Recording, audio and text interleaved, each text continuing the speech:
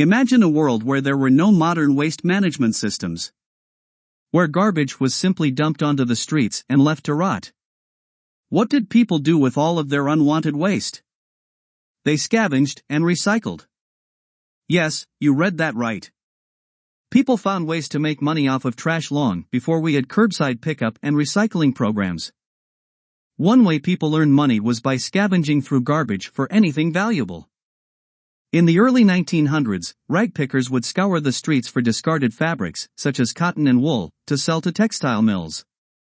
These mills would then turn these scraps into new textiles.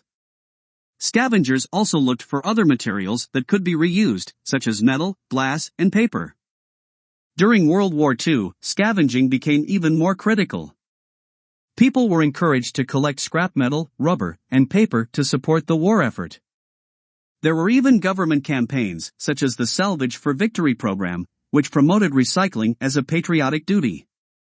Another way people made money was by buying and selling recyclable materials. Before the introduction of modern recycling facilities, people would collect recyclables and sell them to buyers. For example, a paper recycler might pay people to bring them old newspapers and cardboard boxes. These recyclers would then sell the materials to paper mills, where they would be turned into new paper products. One fascinating example of recycling in history is the rag and bone man in 19th century England. These individuals would collect old rags, bones, and scrap metal from households and sell them to companies that would recycle these materials. The bones, for example, were used to make glue and fertilizer, while the rags were used for paper making. It's important to note that scavenging and recycling were often seen as a last resort for the poor.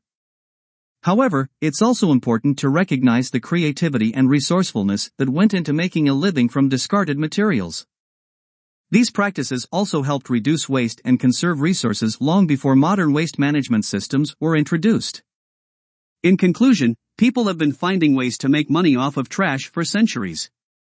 Whether it was scavenging for valuable materials or buying and selling recyclables, people were able to turn waste into profit.